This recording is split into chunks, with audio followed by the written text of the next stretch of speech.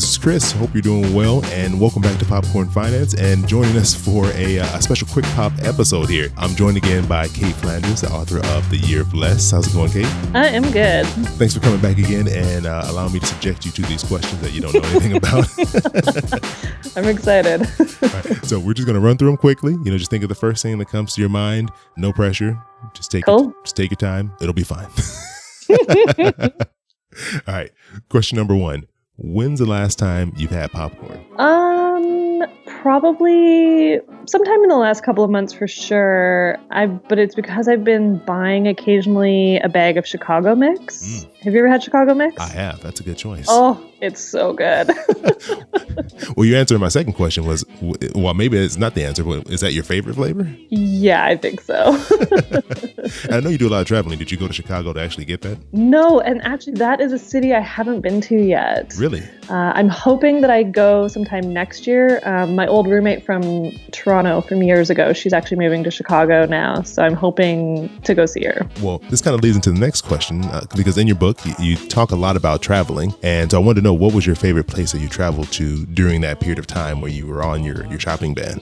And I kind of have two answers. I went to New Orleans for FinCon and loved it. But I also did a road trip with my friend Sarah we technically flew into New York, but we went up to Boston and then went all the way down to Virginia. And I mean, everything about that road trip was really fun. I loved DC, so we'll go with that.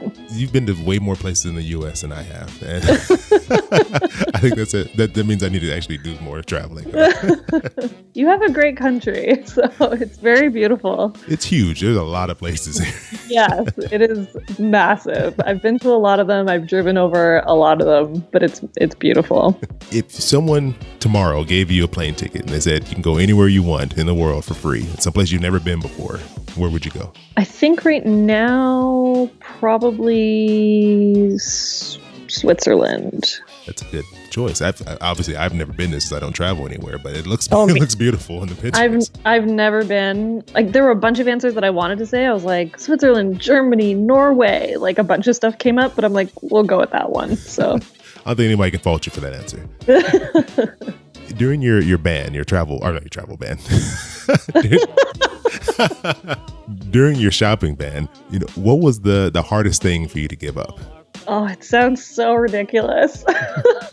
But I'll tell you why. So the hardest thing to give up was takeout coffee. And the reason, though, is because of anything else I was buying. Well, I learned very quickly that and books were the two things I bought the most often. And so the reason it was hardest to give up takeout coffee was because that was something I bought almost every day. That meant every single day I wanted this thing and then had to be like, oh, I can't do that. Okay, what do I do instead? And you're changing a habit almost every day, reinforcing this new behavior. So I can't even say it's I missed it, but I wanted to buy it more than other things. And that would be different for everybody, though. In your book, you mentioned a lot that you enjoy reading. So what has been your favorite book that you've read in the past year? Oh, that's really hard. I know that's a hard question to ask. Well, because I will say I'm with you in that I also had a reading challenge for this year, which I will not meet. I was attempting to do 52, which would be one a week. But I am at 34. Wow. So that feels really good because past years I was probably in the 20 range. Actually, no, this isn't a hard answer. I just don't know if it's out in the States yet. You might be able to get it online, but there's a book called Notes on a Nervous Planet.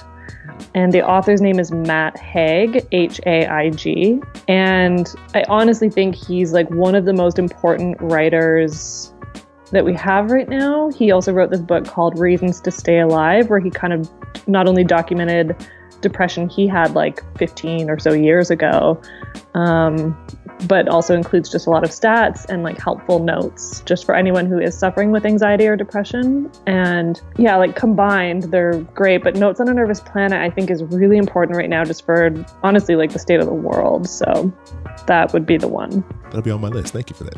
I need to come to you for my book recommendations. Yeah, anytime. The last question I'll leave you with is, and I know this one could be a little more difficult.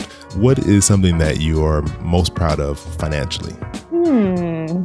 I actually am going to say I first created proper awareness around my numbers in 2011 when I was maxed out with a bunch of consumer debt. And I think just the fact that I've maintained an interest in paying attention. I know what my spending is. I know the balances of my accounts. And like that's stuff that when I was younger, I used to just ignore. So I think just that I'm still always paying attention. I love that answer because it is something that you can kind of get into like a comfortable place, and after you've accomplished something and fall right back into old habits. So yes. I think it's really important to be mindful of those things, even though maybe you put yourself in a better position. You can always go back. It's very easy to go back, and you've made it to the end of the questions here. So hopefully that wasn't too difficult. No, and I survived. You did. You made it through. So I mean, if you can get through this, that means you can get through anything. So, you know. Well, thanks, Cait. I really appreciate you joining me. And everyone who hasn't listened to Monday's episode, go and check that out. We talk about Cait's book, The Year of Less, one of my favorite books of 2018. So definitely make sure you check that out. And you can follow Cait on Instagram. So Cait, sorry, I don't want to mess up your Instagram handle. How can people follow you? Yeah, just at Cait Flanders. At Cait, I should have known that. That seems pretty easy for me to remember. So, at Cait Flanders is where you can follow her. You can see some great pictures of Canada, plan your next vacation, and get up there. Yes. So, thanks again for joining me, Cait. Appreciate you coming back. Thank you.